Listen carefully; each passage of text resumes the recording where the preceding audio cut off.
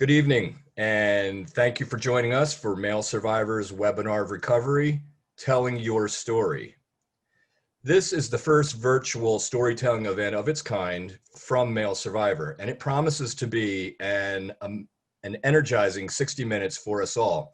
We're excited to have you join with us this evening. For those who are attendees tonight, down at the bottom panel of your screen, you have a control bar that allows you to access our polls, to submit questions to our panelists. And as you can see, we've got a full lineup here this evening. So panelists will be watching those questions come in. And I'm just going to get right into our first storyteller, and then we can get in some more introduction and explanation as we continue. Tonight, we're showing the healing power of telling, and we have a great lineup of people. It includes 4 male survivors, a therapist who specializes in treating male survivors, and a lawyer who specializes in treating, a lawyer who has represented hundreds of male survivors in civil litigation cases. I do have an update on our special guest host, Satori Shakur. She had to bow out due to health issues this evening. We send out our hopes and good vibes for her quick recovery. In place of that, I can give a quick introduction, and then I'm gonna share my screen and show you a brief storytelling video from her website. Satori is the executive producer of the Secret Society of Twisted Storytellers and executive director of the Society for the Reinstitutionalization of Storytelling, a nonprofit organization. She's a storyteller, artist, social entrepreneur, and a 2017 Kresge Literary Arts Fellow.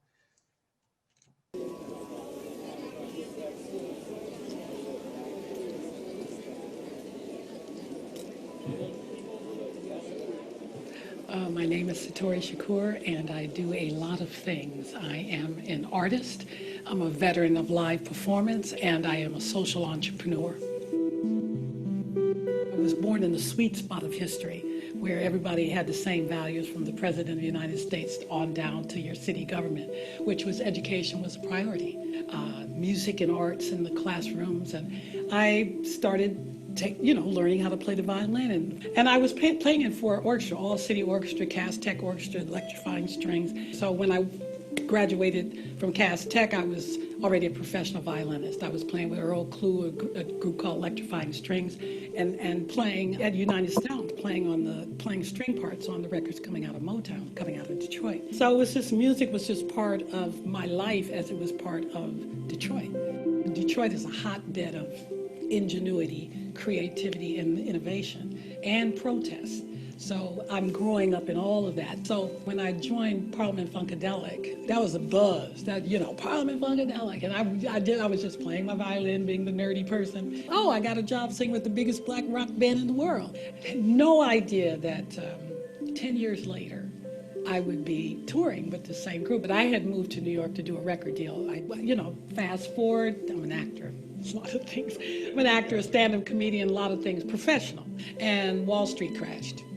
And all the jobs, everybody's job, my job, acting jobs, everything started drying up. I didn't know what I was going to do. And I called 2 people I knew from high school. And I said, what do you think my brand would be? Both of them, without even thinking. Storytelling, that's all you do. That's how I communicate. It's just natural. I come from old black women from the South who use storytelling in a myriad of ways, It's called the Secret Society of Twisted Storytellers. Anybody can suggest a theme, and we curate 4 storytellers around that theme. It was an idea for a social experiment to teach people how to tell their stories, because it is a craft at the highest level. It's an art form. It's not just talking. If you're alive, you're breathing, you have a story, either it's the one you don't want to tell, that's the one I want to hear, or you just haven't discovered that story. It's a human being is the common denominator, not whether you're a white one or a black one or a girl or a boy or transgender or whatever. At the end of the day, you're a human being. You bleed, you lose, you win, and that experience is easily conveyed to those who are listening, because there are a lot of storytelling is just available, but what is the intention? And in this field, in my lane, the intention is to heal, to connect, heal, and transform. Particularly now with tweets and Facebook and all the social media, it's, you know, that's here to stay, but it does not give in any shape or form. It cannot give you what I have with you right now. It's a connection, you know, and you can like and love and haha, and they can put some more emoticons on there, as many as they want to, but it's not going to touch, feel, you know, it's not going to do that same thing. And when somebody actually receives your communication, gets it like a Xerox copy, you're good to go. I've been heard, you know. I'm not just a tree falling in the forest with nobody around. I made a big fat sound here. Crash.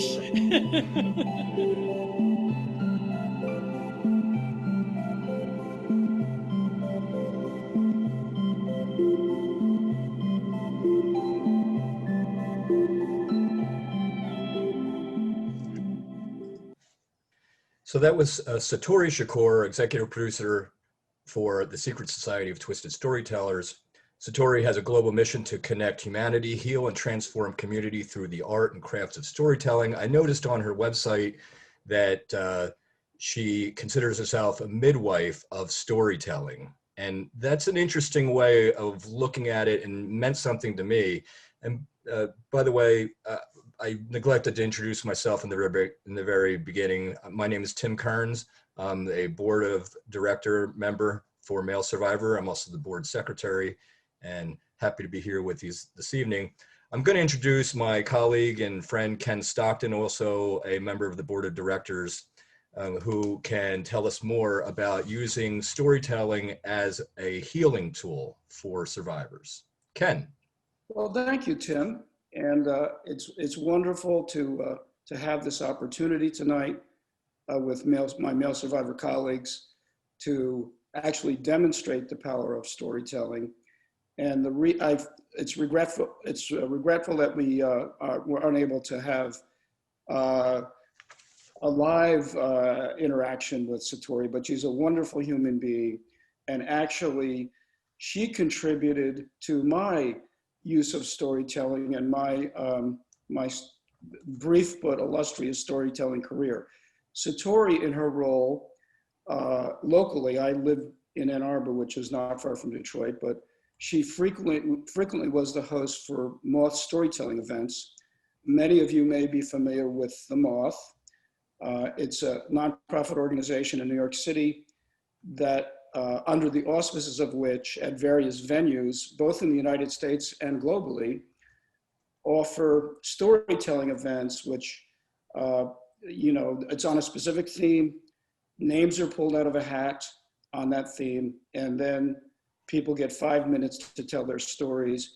And virtually all of the stories that you hear at these events, or many of the stories, are very compelling, you know, and connecting and healing in many ways.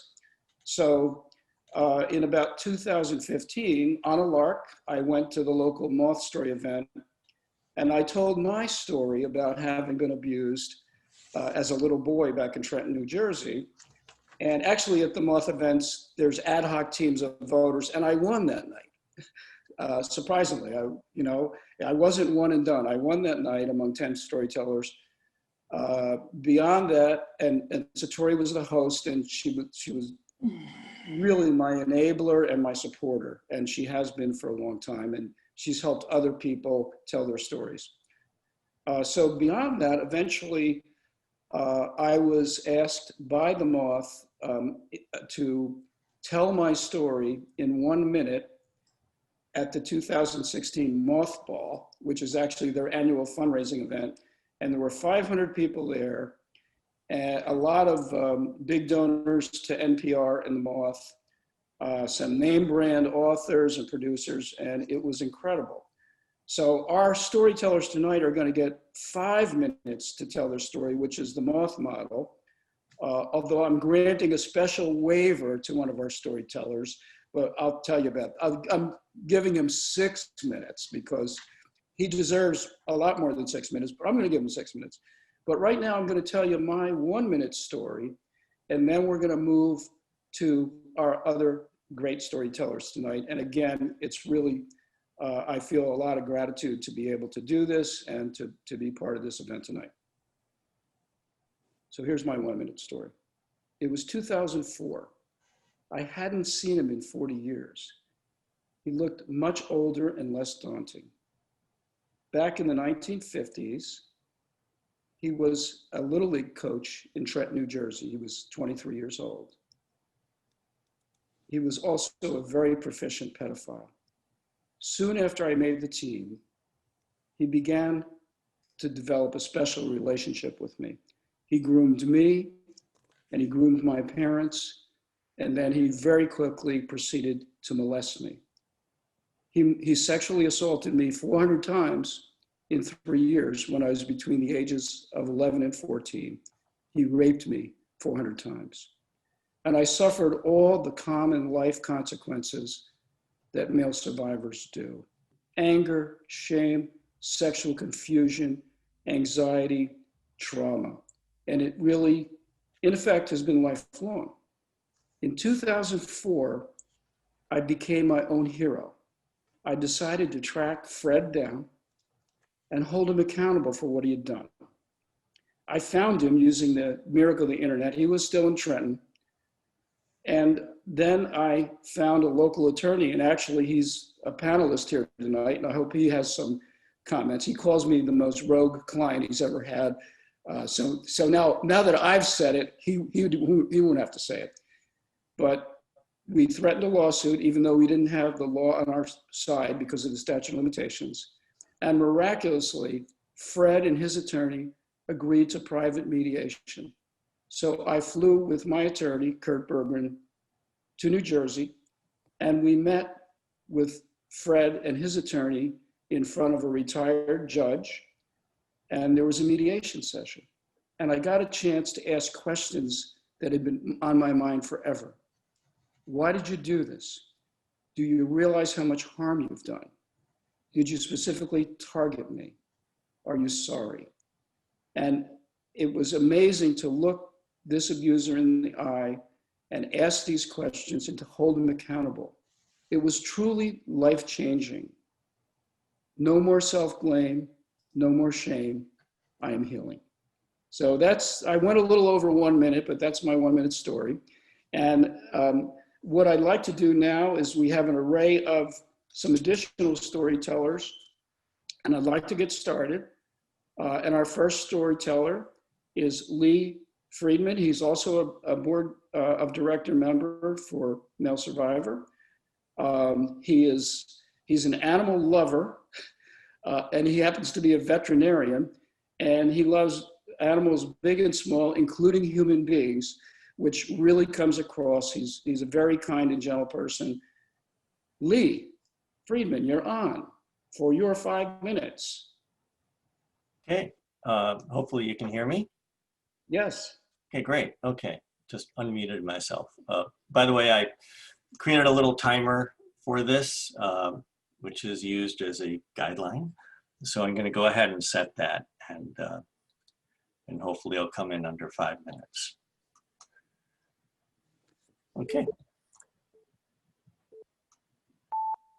Okay, so the topic is disclosure, and perhaps it's worth remembering that for some of us, certainly for me, disclosure was once a fate worse than death.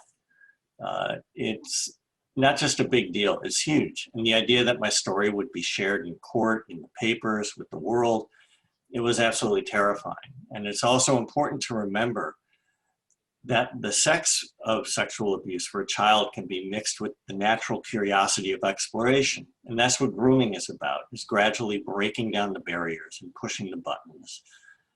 So really it wasn't the sex that was terrifying, but the disclosure of the secret was. Fortunately, or unfortunately, my secret was never disclosed. The adults never saw it. Perhaps they never could have imagined it happened. But my abuser was caught molesting girls in the neighborhood. I happened to be one of the only boys. And when my mom sat me down and told me what he was doing to the girls in the neighborhood, I broke down and cried, feeling cornered, soaked with guilt. The disclosure to her of what he was doing to me was just really very difficult. And I begged her not to tell my dad. And she said she would think about it. And I never knew if she ever did. That was the last time we ever spoke about it.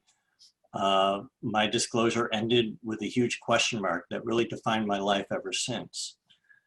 My dad, being a doctor, was considered something of a community leader. He and another neighborhood dad, a coach and an organizer of the youth athletic activities, met with the abuser. And I was not privy to that conversation beyond understanding that they would then decide whether to involve the police or not. And it was determined to let our abuser go with a warning to stay away from the girls.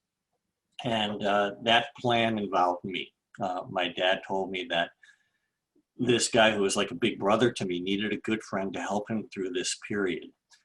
And he actually told me that. And I would later learn that he told my friend, my abuser, that as well, because I had conversations with my abuser later in life. But I was still not sure if my mom ever told my dad what I had spilled to her. And if she hadn't, then his lapse could have been understood. But if she had, as I suspected, then I really thought I might have been being sacrificed to maintain the safety and honor of the other children. And that was a very difficult period for me to try to digest. But still, I took my assignment seriously. I planned out activities, day-long bike rides, and swimming, and 5-3-1 basketball games. And for one sterling week, our efforts actually met, and he was trying as hard as I was. And I was believing in all the magic of my 13 years until his darkness crept back in. And the tsunami of his frustrations just sort of caught up with him. And we just slid right back down into that abyss. I was 13, and I was responsible for carrying his sins. And the weight of my responsibility was beyond what I could or should have done at that point. But I didn't see it that way at that point. I just felt like I was failing. Secretly, I was holding all the secrets and imagining that maybe someday I'd grow into honorable manhood, that my present would become a forgotten past, and that whatever my dad knew or didn't know, I would earn his respect and be the son he was proud of. But he died before I could do that. His last words to me, and I was in my 30s, and he was being wheeled into a surgery that he wouldn't survive. His last words were, "You're a very private person. I wish I got to know you better, but I know you love me." So I was really devastated, and that was what I was left. I hid from him my whole life, and was waiting for a father and son relationship that would never happen. So to those who get stuck in the sex of sex abuse and forget the price it extracts, well, that was the price I paid. My dad's last words to me revealed the true cost of keeping my secrets. And that's why this topic of disclosure rings so resonant. I see I'm at 0 here. I just wanted to close up. So that's prologue. It sets the stage, but disclosure meant the last word was not my abuser's, it was mine. And I confronted my mom, and I asked her why, after I disclosed my abuse, it was never discussed again, and why I was left guessing after that conversation. And she told me that she didn't recall the conversation, and it was then that I realized that she just blanked it out. And that allowed me to build a relationship back with her. I decided that she was telling me the truth, and even if she was only telling me 95% truth, I could build that other 5% as a bridge. And I was there with her through her last years, through her Alzheimer's, and basically my disclosure to her brought me back that relationship. So I guess to sum it up, failing to disclose cost me my father, but disclosing fully gave me back my mother. I was with her in the last days fully, and every survivor has their sad story, but for so many of us, it is not our only one. We can choose the story we live today as men, even if we couldn't choose the one we lived as boys. Thank you, Lee. And actually, one of the other moth elements, and Nestor helped there, is applause at the end, but I appreciate your telling that story. It's a very compelling story. I know there's a lot of twists and turns to it. Next up, batting in the third position, is Dennis Tyson. He's also a board member of MaleSurvivor.org. He is doing incredible work in New York City. He's the president and founder of the O'Brien Dennis Initiative, which specifically helps men find pathways to recovery, to acknowledging their story, to telling their story, offers the tools and resources to heal. Dennis, we have to unmute Dennis. I'm on mute now? Yeah, we can hear you. Okay, so sorry about that. Good night. My name is Dennis O. Tyson. I'm 40 years old. I was born in Jamaica in 1980. At the age of 5 years old, my neighbor of 16 brought me into a shower and changed my life. I was sexually abused by my mother's neighbor's son in the ghettos of Kingston, Jamaica in 1985. My grandmother figured out that something had happened. It was late one night after playing Moonshine Baby, African traditional game, when my grandmother caught my abuser touching me.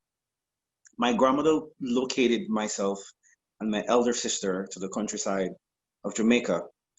I grew up not seeing a father figure, not having a father around. And for years, I lived in a barless prison. I struggled with religion and questioning my sexuality. As I grew into puberty, I didn't feel comfortable playing with the boys in my neighborhood. For some odd reason, my neighbor, who was 16 years older than I was, he was able to spot my vulnerability. I started drinking around the age of 8 or 9, not fully understanding that I was coping and covering my shame of sexual trauma. By the time I got to 14, my neighbor realized that there was something going on, and he took me under his wings, because I was struggling academically. I befriended him. I felt that he was a confidant, and I felt that I could trust him. He told me that the only thing that I could give back to him for all the help that he has given to me is for me to sleep with him. Between the ages of 14 to 16, I felt that as a teenage boy, I was in a full-fledged relationship with a fully grown adult male, not fully understanding or realizing that he was sexually abusing me. I excelled in high school because of him. And because of my excelling in school, I struggled in understanding how could someone help me so much, do so much harm to me. I left at the age of 16 to enter pre-university. And one of my first ripple of dealing with male sexual trauma was me becoming promiscuous at the age of 16. At the age of 19, I realized that I was having slight panic attacks, and I just did not understand what was going on. I tried to seek professional help, and everyone who I saw in Jamaica kept explaining to me that what happened to me had more to do with homosexuality and sexual trauma. My childhood best friend told me that it was full time for me to start going to therapy because it was helping. I got baptized at the age of 8, thinking that by going to church, by surrendering to God, that all my troubles, all my pain, all my hurts would be washed away when I got baptized. At 20, I befriended someone who also had expressed to me that he too had experienced sexual trauma. I made the assumption that because he too understood what I had gone through, that we could have regular conversations and support each other. In my final year of university, this young man, this person who I had befriended, this person who I had grown to trust, late one evening in Kingston, held me down with his friend and raped me at 21. I migrated to the United States less than 3 weeks after that horrific ordeal. I came to this great country not fully understanding what my direction was, just knowing for a fact that something great is within me. And hopefully at some point in time, whatever is going on, whatever pain I was going through, I would come out of it. I told my family at 20 years old that I think I was gay because I was raped, because I was sexually abused, and I got kicked out. I became homeless. I started living on the streets of New York City, and I started having sex for money. I developed friends who didn't judge me, and I'm very, very happy that they never did. And they understood what I was going through. I decided to go to therapy because for very, how would I say this? For over and over and over, because of the sex trade and just being promiscuous, I kept having continuous STDs. And one African lady said to me one day, I think it's time for you to address what is going on. She recommended me to go to therapy. I started traditional therapy, didn't work, and I found someone. Time is up. Keep going. Is my time up? Keep going. Okay.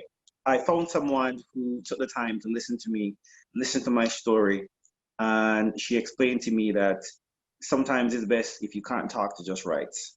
And I started writing, and as a result of writing, I published my first book at 24. However, my life changed at age 30. I got hit by a cab in Midtown Manhattan on my actual birthday. And while in the ambulance, the EMS worker said to me, I think that this is where your life started. And at that point, a couple of weeks after I started my master's program, and not only did I start my master's program, I decided to start the Barrenness Foundation, which later became the Barren Initiative. And I realized that everything in this life happens for a reason. I no longer see myself as a victim. I see myself as a survivor because the universe allowed me to get to this point so that I could live, so I can tell this story, so that so many who are just like me, who don't have a voice, I can be the voice for them. And I'm thankful that about 11 or 12 years ago, I came in contact with the Male Survivors Organization. And who would have known that 12 years after reaching out to someone from Male Survivors, I would also be on their board and doing the work I'm doing today. And that is my story.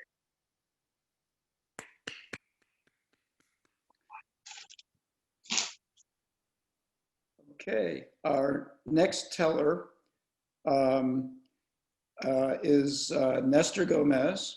And actually, I met Nestor because he was one of the 1-minute storytellers at the Mothball in 2016. And as it turns out, Nestor is probably the winningest moth storyteller in the country. And there's good reason for it. He's a very compelling, warm storyteller. He's enabled other people to tell their stories. He recently has been sponsoring storytellers about immigration and actually has done this at locations outside of Chicago. He's Chicago-based. Nestor, and Nestor, his story is going to be about 6 minutes. I have heard a version of the story, and it's a very compelling story. Nestor, thank you so much for joining us tonight. Thank you for having me. These stories are just really so wonderful to hear this. Wow. As I was getting ready for this webinar today, I took a shower. I looked at myself in the mirror, and I told myself, you're beautiful. You're beautiful. damn, you're beautiful. The first time that I heard somebody call me beautiful, I was about 8 years old. I was playing dress up with my sister. She was wrapping a towel around my body to form a dress. She looked at me and she said, "You are beautiful." At the moment, my father came into the room and he was really upset. "I don't ever want to see you playing these kind of games again. Men are not supposed to be beautiful. Men are supposed to be manly," my father said. He didn't give me time to explain to him that the reason I was playing dress up with my sister was because I wanted to play soccer with her, but she had told me that the only way she would play soccer is if I played dressed up with her first. But my father didn't give me time to explain to him. You see, silence was the way that my father and my family dealt with things. My father never had time for me. So a couple of years later, I grew very close to an uncle of mine that was only a few years older than me. My uncle was the one that taught me how to play soccer really well. He taught me how to do origami figures. I love my uncle. He was the big brother that I always wanted to have. Back then, we used to raise bunnies in our house in Guatemala, and my mother used to send me and my uncle to the nearby farms to cut grass to feed the bunnies. So my mother sent me and my uncle to the farm one day, and the day my uncle asked me to do him a favor. I love my uncle. I didn't want to break up the wonderful relation that I had with my uncle. So when he asked me to take down my pants, lay down on the grass, facing down, so he could get on top of me, I let him. A couple of days later, my mother sent me and my uncle to the farm again to cut some grass, but we were taking too long. So my mom sent my sister to see what was going on.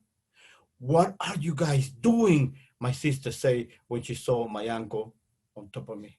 She ran back to the house to tell my mother. After the day, my mother did not let my uncle go to the farm with me or play with me for too long. But my mother never explained me anything. My mother never talked to me about what happened that day. You see, silence was the way that my mother and my family dealt with things. Silence was also the way that I dealt with things because I started to develop a really bad stuttering. I couldn't talk, especially at school when I had to talk in front of the class. Your son needs some kind of therapy. The teacher called my mother and my father for a teacher's parents conference. "He needs some kind of therapy," the teacher said. "Therapy? Therapy is for rich people and for crazy people," my father said as he got out of the room and he walked away. The day after, the teacher called me after class and he told me that he had a friend and the friend had told him that I should go home and practice talking in front of a mirror so I could get over my stuttering. I nodded and I started to do that. But to be honest, I only did that a couple of days because I hated to see myself in the mirror stuttering, making stupid faces. I hated myself. Eventually, I got over my stuttering as I got older, but I never went to therapy.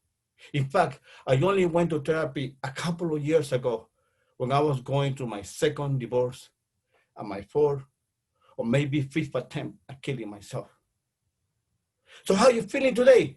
the therapist said as I walk into the room. And I don't know about you, but when you're feeling like crap and somebody asks you how you're feeling, it kind of makes you feel worse. So I got really mad and I got up and I wanted to just take a desk and throw it across the room. So I screamed at the therapist, "Therapy! Therapy is for rich people and for crazy people." And I started to walk out of the room. "Before you leave, look across the room and tell me what you see," the therapist said. I looked across the room and I froze because there was a mirror and I hated what I saw. I hated myself. It took many sessions of therapy for me to understand that the sexual abuse I had been a victim of was not my fault. I was just looking for love and I was taken advantage of. It took many sessions of therapy for me to understand that love Love is not how other people see you or treat you. Love is how you treat and how you see yourself. And there's nothing more beautiful than loving yourself. It took many sessions of therapy for me to be able to look at the mirror and not hate myself. So today, before I start getting ready for this webinar, I look at myself in the mirror and I repeated those words that have become my mantra every day. You are beautiful. You are beautiful. God damn, you're beautiful. Thank you.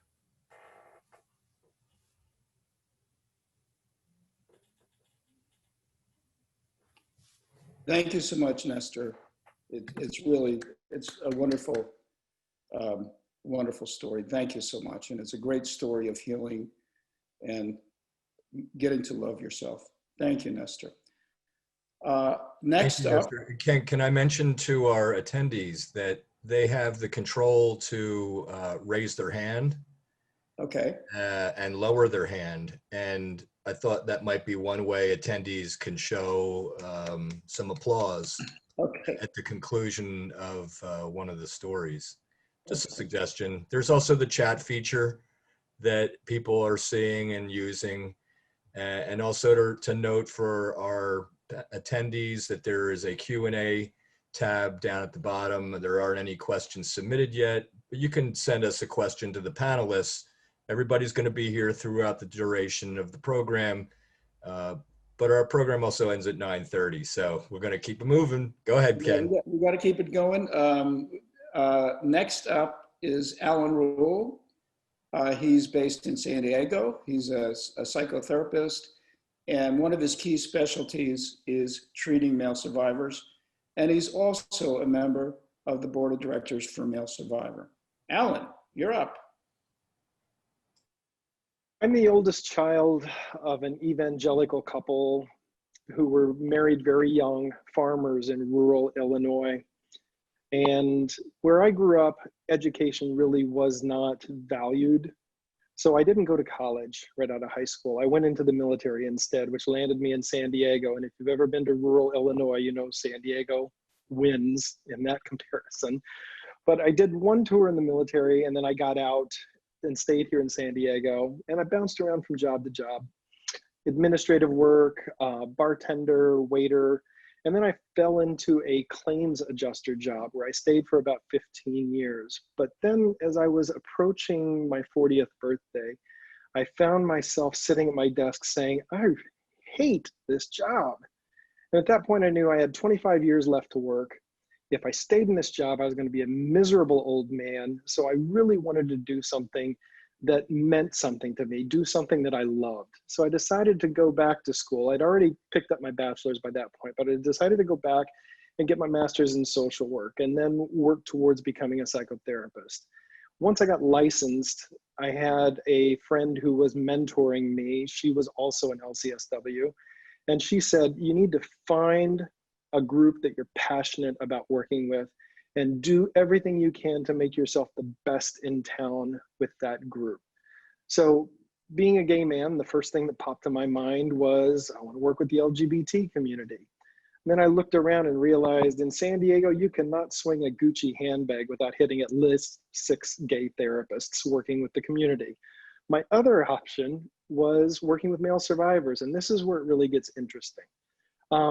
I'm not a survivor myself, but I identify very strongly with the survivor community.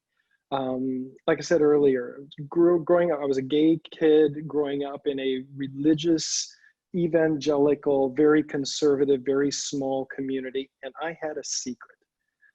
I had a secret that I was terrified people were going to learn, because if they learned my secret, they were going to question my manhood. They were going to question whether I was a sexual predator. And they were probably going to reject me.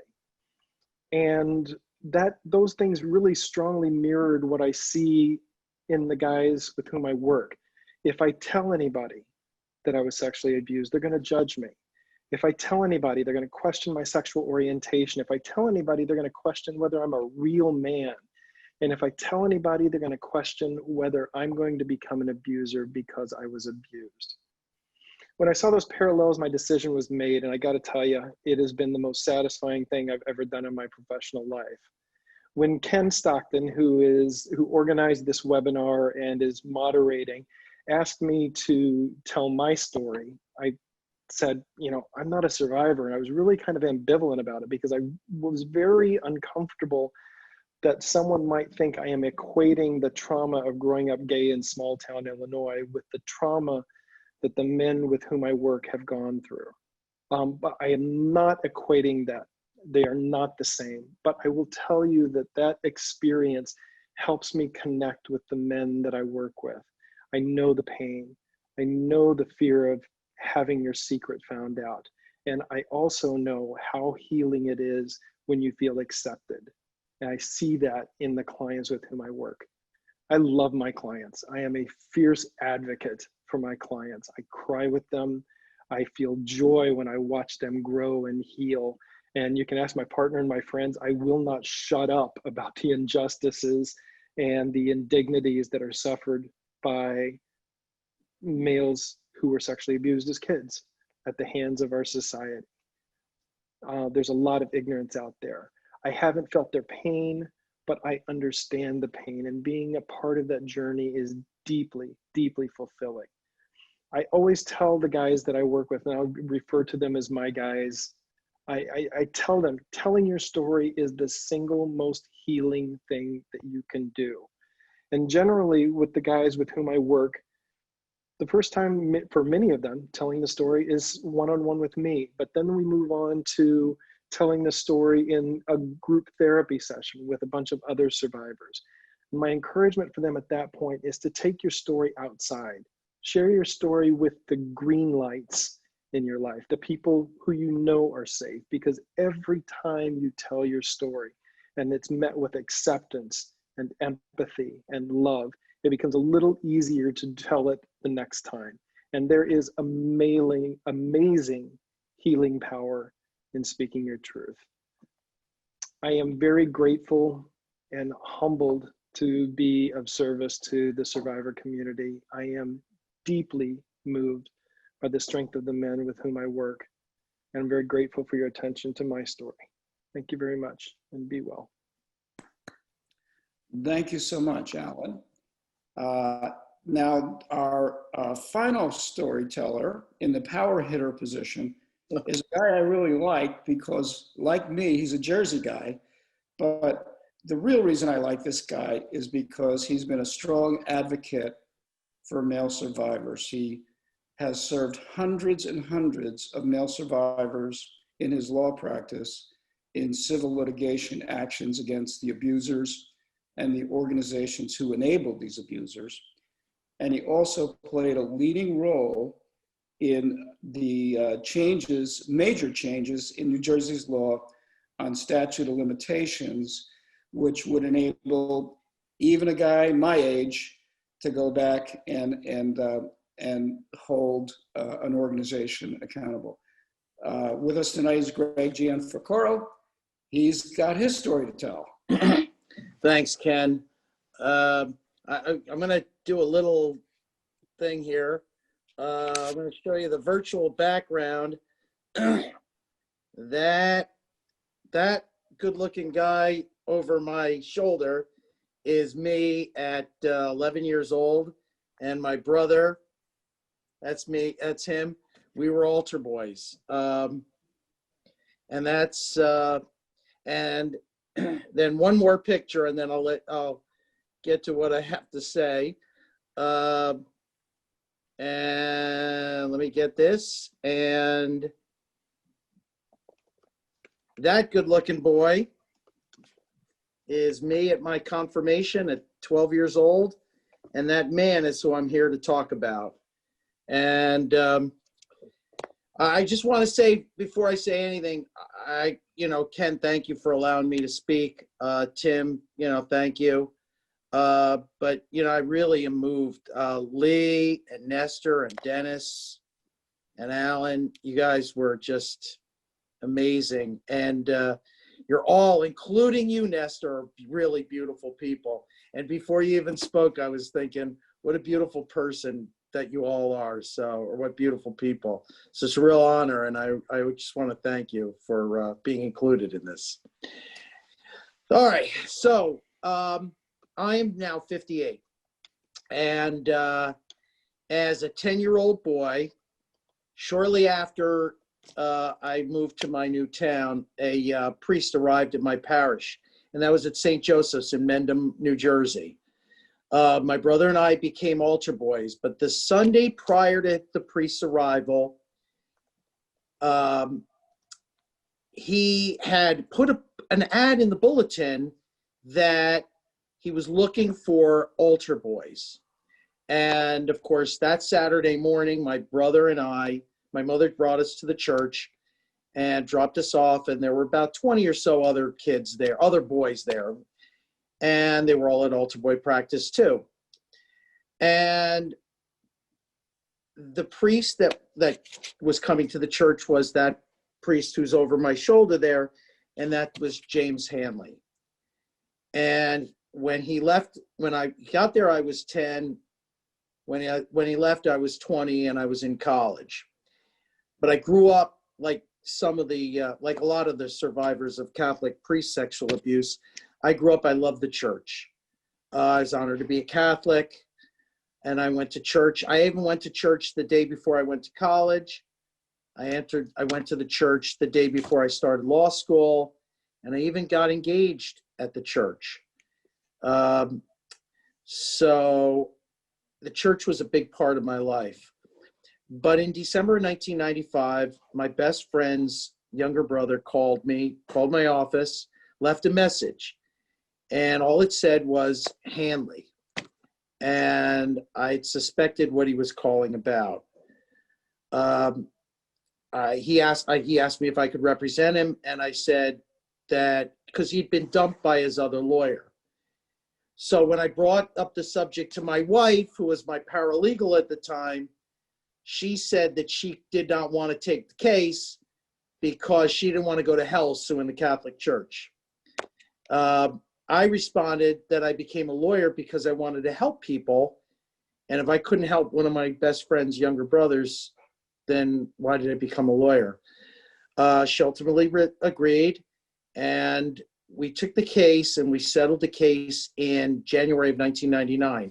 Now, I use those dates because in 2002, when the Boston scandal erupted, many of my friends who were former Hanley survivors were getting together, and they suggested that a lawyer come. And a lot of them didn't trust lawyers, but when they heard, well, how about if Greg Gianfrancaro comes, and we all grew up together, they said, great, because we all knew each other, played Little League, served as altar boys, went on altar boy trips together. And one by one, they began approaching me, and because I'd settled one of the cases, they figured that I'd be able to help them. And I did think I could, but I thought that it would be a situation where I'd have a couple cases and then settle them, and then just go back to doing what I do, including automobile accidents, which means I talk to claims adjusters like Alan used to be. And that's really what I thought my life was going to be. And that was over 18 years ago. And I couldn't even fathom at that time that representing sexual abuse survivors and such courageous people like yourselves would take over my practice as well as my life. As Ken said, to date, I've settled well over 250 abuse cases. I currently represent between 200 and 300 abuse survivors. I never, ever thought that I would be helping the survivors. I never thought, but I also never thought that the priest that I grew up with would sexually abuse dozens of my friends, including, and I'm very sad to say, most of those boys at the church who I studied, who I went to altar boy practices with. I myself was never a survivor. I was never abused, and my brother wasn't. And I don't know how we were able to escape, but somehow we did. And I can only I can't help believe what's really bothered me as a Catholic is the hypocrisy that I've seen as I litigated these cases against the Catholic Church, a church that I respect so much. It really upsets me. And, you know, we've talked about, I've spoken to Ken and Tim about it, but I reluctantly remain in the church so my children can grow up with a sense of respect for God and hopefully not lose the faith that I think drives me to do what I do. Sadly, I will acknowledge that parts of my faith have waned, but in these 18 years, what I take solace in is the fact that as a believer, that if Jesus were to rise up from the dead, I know he'd be on our side and not the side of the church. And that's my story. Thanks. Thank you, Greg. Thanks, Ken. Boy, we took up a lot more time than I anticipated, but hopefully Sorry. we have time for some comments in the next few minutes. And I'm going to turn the presentations over to Tim, and you probably have some comments and maybe some questions. Thank you, Ken, and thank you to all of our storytellers this evening. It's an emotional roller coaster, each and every one of them, to hear your story, to not be surprised by it, because I can relate to so much personally. So thank you to everybody who had the courage to do that. I hope that I someday will be able to join you in that experience. And so, you know, I wanted to focus on that for a moment. And again, reminder to our panelists our attendees that you can submit a Q&A question or send something through the chat. I am going to start a poll, and I'm launching that now. What roles fit for you? So we can, as a panelist, we can see what the makeup of our audience is. We have 51 attendees still here. Our stated time here today is till 9:30. Personally, I think I'd be okay with going a few minutes over, but we do respect the time commitments of our attendees. So just having to say that. 74% have voted. And so I want to get the discussion, I guess, focused on healing. And because our premise with the webinar this evening is to use storytelling as a healing tool. And another attendee has already submitted a question asking, and I'm going to end the polling and reveal the results. One of our attendees had asked, what does healing look like? They're new in the recovery process. And so I guess I would like to have one of the panelists, or see what panelists would like to share about what healing looks like for them in the context of being a storyteller. And there's our poll results. 72% male survivors, 26% therapist counselors. Okay. So to our panelists, remember to unmute if you want to comment. What is your thoughts on that? What is the healing benefit to you of being a storyteller? I can answer that quickly. I would say for me, even telling a story to yourself or to your therapist or to your partner or to your household, what is amazing about it, and I think a lot of us pointed to it tonight, is the incredible amount of empathy and compassion that you get. You get affirmation, you have connection, and I think it helps. All those things are helpful to have people respond in a positive way to a story that is often so hard to tell, even to yourself. And, you know, sometimes, I mean, maybe we think that it's going to lead to more shame, or it's going to lead to being blamed for what happened to you, but that hasn't been my experience at all. So I would say that for me has been the nature of the healing process of storytelling. Mhm. Thank you, Ken. Nestor.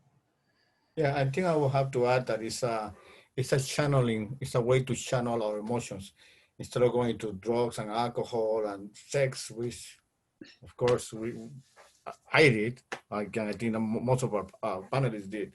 In one way or another, we found ways to cope with what we had. I think it's a way that it's a healthier way to cope with our emotions and to communicate what is inside us. So Nestor, what is, I mean, is healing for you to process your emotions? Yes, because if you don't talk about it, you remain on a silence. The healing factor of it is very difficult to reach. That's why therapy is so important. That's why talking about what happened is important. That's why communicating and expressing our feelings is so important. Mhm. Thank you, Nestor. And for any of our panelists that were first-time storytellers here tonight, how do you reflect on that question?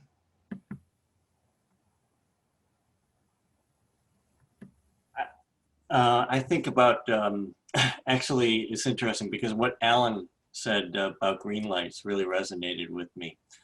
I think that that ultimately explains to me the benefit of storytelling is that you're sharing it in a safe place, hopefully with people who understand. And to me, I just when you speak your story and the words leave your lips and they hit your ears, it somehow processes a little differently than when you just keep it in your head and you don't let it out. And it's hard to explain that, but for me, that's turned out to be very true. Not only talking about my story, which the first time I did really was in therapy, but also writing and putting it into words on paper, and just getting it out there is very healing because it sorts it out in your head and allows you to sort of organize these thoughts a little bit better. So Lee, if I could follow up on that, I mean, to me, it's a scary proposition to go through this, if not traumatic in and of itself. But when you cross the finish line, share the feeling. Well, I think that there are many different finish lines. I think I spoke about one of them in my story, and that was the finish line of talking to my mom and bringing her back. I think there are other finish lines that aren't so great, like talking to red lights, to people who don't really get it. And you feel like, I think in my story, I spoke about sort of like the gamut of the positives and negatives of disclosing. The first time I disclosed, it wasn't answered, and it was just left as an open question. It was just sort of dropped. And it took me years and years later to finally come back and open up. And that was a tremendous positive, a tremendous finish line for me, because I got my relationship with my mom back. My mom and my dad were not my abusers, but they were, in a way, they were enablers and maybe not willingly, but they just sort of let it happen for one reason or another. It happened, and to be able to get beyond that was all about disclosure. Yeah. And I know that a lot of survivors can relate to the experience of having your relationships tainted, affected by the abuse, even if they weren't involved in it. Alan, as a therapist working with male survivors, there was a question submitted by George asking about that he hasn't had the experience of healing when sharing his story. Most of the people who I thought were safe really just met me with confusion, questions, resistance, and disbelief. And so I guess one of the things that's important as a therapist is to provide an environment that makes the storytelling a worthwhile process. Can you comment about that? Absolutely. I think, and this kind of piggybacks on something Lee said just a moment ago, the ability to say it out loud. So many times guys come into therapy and will say to me, and I'm sure to many therapists, those who are in attendance, I'm sure have heard this. I've never said this out loud before. As human beings, we process through the use of language. So being able to talk about what has happened or being able to write about it, journaling, this is why every therapist recommends journaling at some point or another, and every client hates it. But it is very important to take that cloud of emotion and thoughts and all of the tangled stuff, and in order to put it into words, in order to make it intelligible conversation, we have to break it down. And that brings that huge cloud of fear down to something that's a little more manageable. With respect to George's question, George, I feel for you. I'm very sorry to hear that the folks that you were reliant upon did not show up for you in the way that you were hoping to. What I would encourage you to do is don't let that stop you. And I'm looking at your question. Most of them really just met me with confusion, questions, resistance, and disbelief. One of the things that can happen when we're telling a story like that, and people, is that this is a secret that most guys have kept for many, many years, if not many decades. So their guard is very high up, and one of the things to be careful about is not to misinterpret someone's questions or someone's confusion as rejection, because you're telling them something that they probably did not expect to hear. So they're going to be surprised. People who have not been abused, I hear it from clients all the time, have a very clumsy way in many cases of responding. They don't know what to say. So it may come across as disbelieving. It may come across as resistance because they're uncomfortable. They don't know, how do I attend to this person that I love that has just shown up with something that I don't know how to deal with. If it's not overtly difficult for you, I would encourage you to if you feel safe enough, to try to re-engage and answer their questions, clarify the confusion, ask them about the resistance. This seemed uncomfortable when I raised this for you. And, work on a mutual exploration and allow them to show up for you in a way that is not as uncomfortable for them as it is for you, but it is very uncomfortable. Yeah. Thank you, Alan. And Alan, I guess it would be okay for other therapists and pastors who are part of our attendees tonight to reach out to you for Absolutely. any other ideas about working with survivors in this way. Absolutely. And Happy to also, I help. wanted to mention to our attendees that may or may not be aware, Male Survivors website has a very robust and excellent forum with 14,000 members, a 500,000 different messages that have been placed in some 80,000 different topics. And so you can try to get some experience sharing your story through written word, which many of us have done, and we encourage you to do that. Go to malesurvivor.com and look for the forum and the chat site that also allows to do that. Nathan just popped that URL up, and when you leave this webinar, you'll be referred to a survey. Following the survey, there will be a link to the forum, and you can check it out for yourselves. Tim? Yeah. .org? Oh, did I say .com? You're correct. Malesurvivor.org. Thank you. Sure. There's a question from David for Greg. And Greg, I know that you're there and you want to answer that question live. What legal aspects are important to consider when healing, sharing a story that involves an institution like the church? I would also extend that question to say individuals. I mean, This one's an easy one.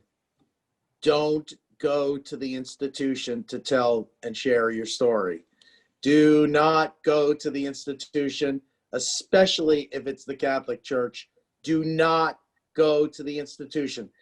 Go to a therapist. Go to a lawyer. Hopefully the lawyer has experience in these kinds of cases. That's fine. Do not go to the institution. So many of us are so connected with the institution where we were abused that, or at least in my client's situation, that there is the desire or the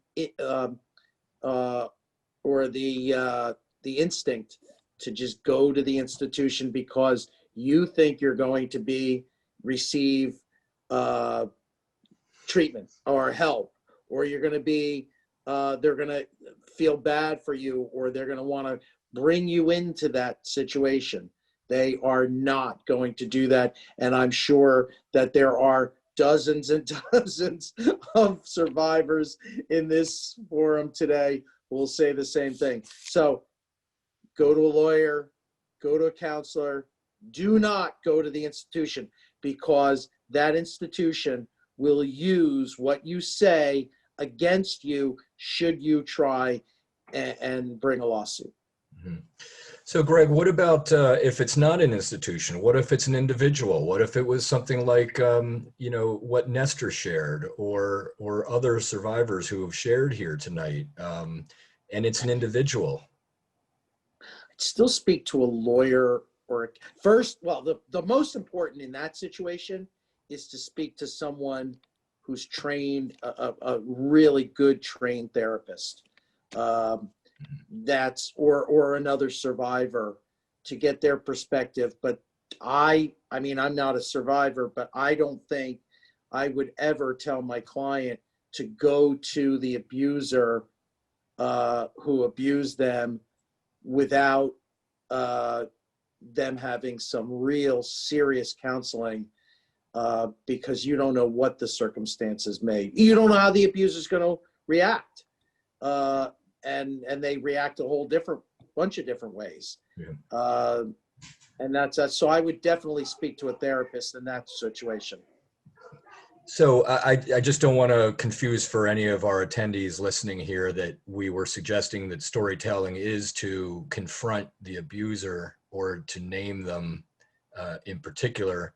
It might be an outcome of it, but that itself seems to make it a bigger obstacle.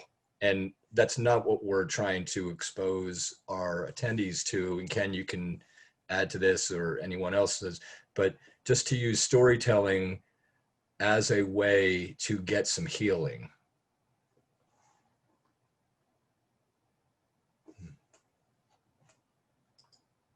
Yeah, I think storytelling is more about sharing with the green lights. I mean, to borrow Alan's phrase again, it's not really a pathway to litigation or anything like that. To me, it's just about healing.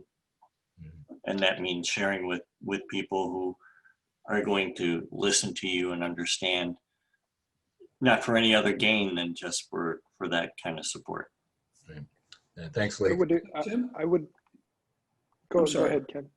So I was going to say, we have, first of all, these stories were so compelling and much longer than I expected, but we do have 3 panelists here who haven't had an opportunity to share with us. Murray Shane, who's the president of Male Survivor, is with us. We have Doug Tinder, who is also a board member. And we also have my wonderful attorney from Ann Arbor, Kurt Berggren, who's sitting there kind of stone-faced, but he's a guy who helped me with my healing. And actually, one of the things I tell my friends and associates is that Kurt Bergman saved my life. And also they're kind of shocked that an attorney saved my life. And it's really true. And actually, to some extent, telling my story has saved my life. And in effect, I think Satori has helped save my life. So I just wanted to see if, Murray, you had any comments at this point, or the other people that we haven't heard from? Yeah, I have, obviously, I'm a psychiatrist and have treated quite a few survivors, and being a survivor myself, but I've always been interested in the neurobehavioral, neurophysiology, whatever, of talk therapy. And I think and I think Lee kind of actually stated it, is that telling your story is not just revealing it, it's you are now a person removed from time experience from that trauma. And when you're telling it, you are also hearing it, listening to it. And so you're listening to your own story as a different person who experienced it. And every time you do that, you're also, even if you're in the same room with the same therapist, but each time you tell it, you're also aware of how the other person is hearing it, whether they actually comment or just you can feel it. It's called transference or countertransference, whatever it is. And I think that that's one of the powers of storytelling, is that it gets re-edited emotionally, not so much in the facts, but in the experience. It gets changed just in telling the story. And that's basically what I sum up my thought about it. Thanks, Murray. Doug. Yeah, I'll just make one Sure. quick comment. Yeah, I'm a survivor as well, and telling the story is a big healing part of what I do, and I do it locally here. And I guess as those that are looking to tell the story the first time, what I learned quickly is, one, I needed to build, a network, a family that would support me as I started this journey. But the other thing too is baby steps.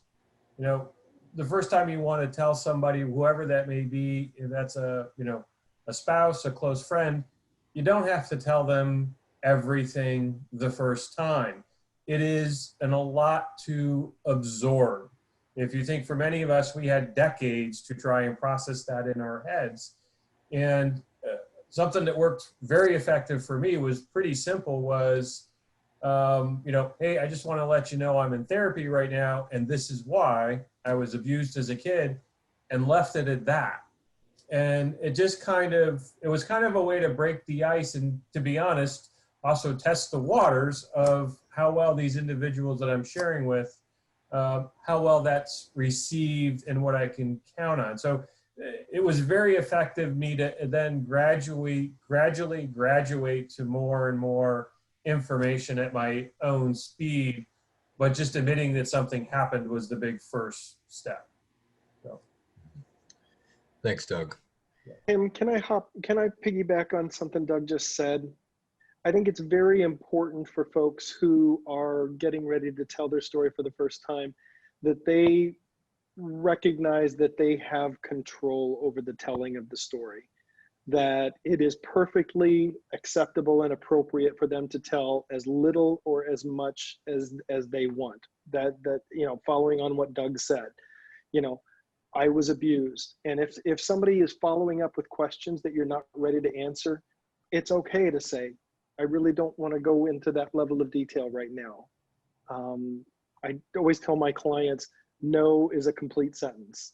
If somebody wants to know why, no, I'm this is my story, and I'll do it in my time. Mm-hmm. Yeah, it's a good point, Alan. Kurt, how are you this evening?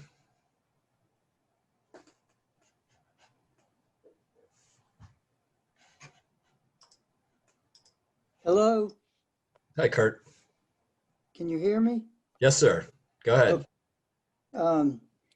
This thing about not confronting first of all, I'm I was Ken Stockton's attorney, and I was not an experienced attorney in that area of the law. As a matter of fact, despite the fact that I was a civil rights lawyer all my life and did lots of sex discrimination cases, I had never had a case quite like Ken's case.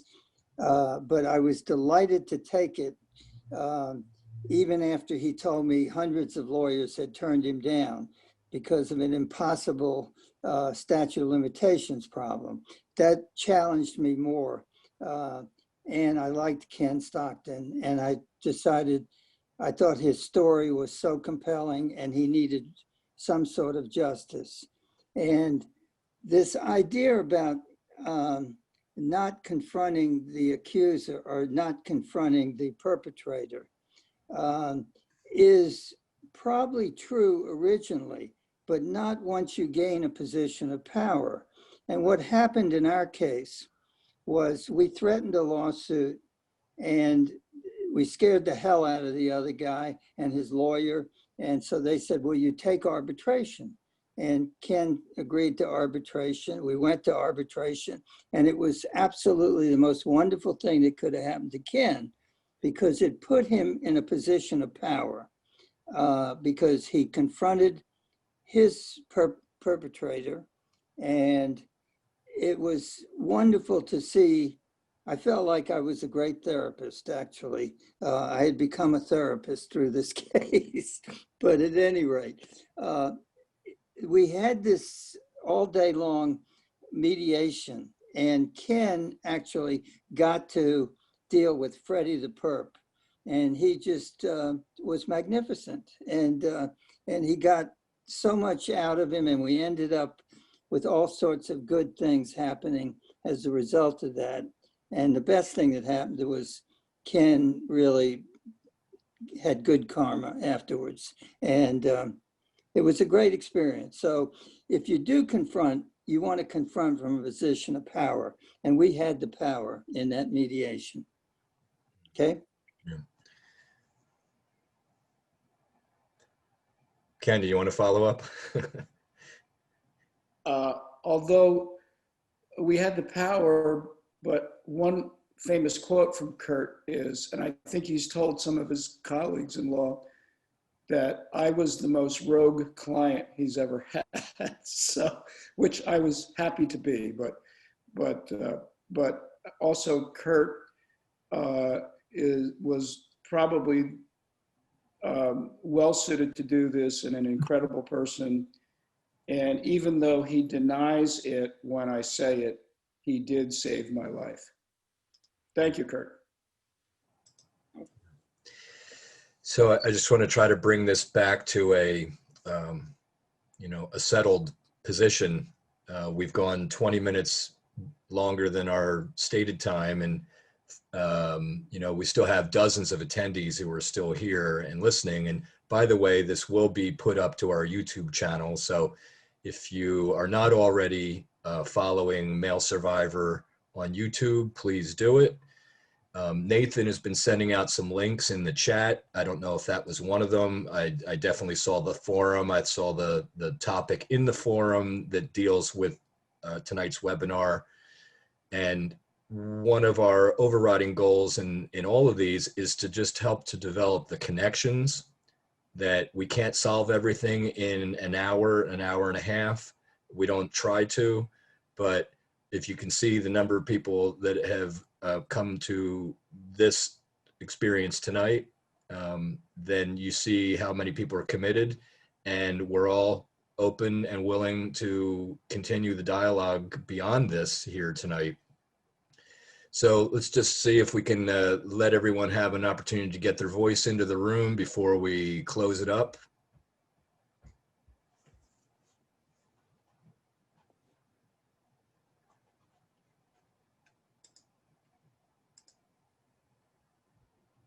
Thank you for the link there, Nathan, to YouTube. If you see it in the chat, you can click on that. Any other comments from our panelists? I want to thank everybody for coming thank the other panelists for telling their story. it is, I don't think we can overestimate the power of speaking out. One of my clients frequently uses the phrase, speaking your truth. And that there is such power in that, because that's really what's happening. The survivors standing up and saying, this is what's really happened. And there is a huge power in taking that back. So I encourage guys to pursue that path in whatever way suits them. Thanks, Alan. Especially for our guests not associated with Male Survivor on the board, giving another opportunity to have a final word.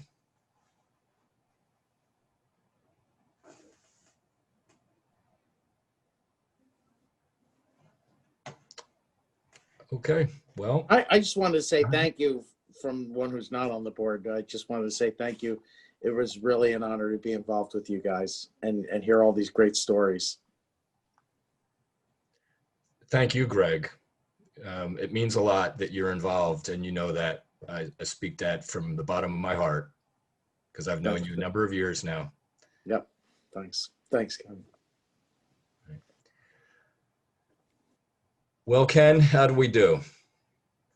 I think it was a pretty successful night, and I am glad that we could welcome so many participants to be here. I'm certain that we will have other events similar to this that are compelling and energizing and connecting and healing for the male survivor community. And I am grateful to be part of this community and part of malesurvivor.org. And again, you know, visit our website for those who want to get more information, our YouTube channel, and you can get involved in the discussion forum or the chat rooms. And we will be providing some post-event information about, especially about the storytellers who have their own websites, so you can learn more about Nestor, you can learn more about Greg, Alan Rule. You can check out his website and practice. Dennis for the O'Brien Dennis Initiative, which is an amazing place. So there'll be an opportunity to learn more, so, you know, I'm grateful for the people who told tonight and the people who are here tonight and the people who watched and listened. Thank you. And thank you, Ken, for all your hard work in helping to organize today's schedule. Thank you. So to our attendees, you can wave your hand one last time before we go. There we go. We'll post this onto YouTube for anyone else to watch it again or to share with others. And thank you for being part of the webinar tonight. Goodbye. Good night, everybody.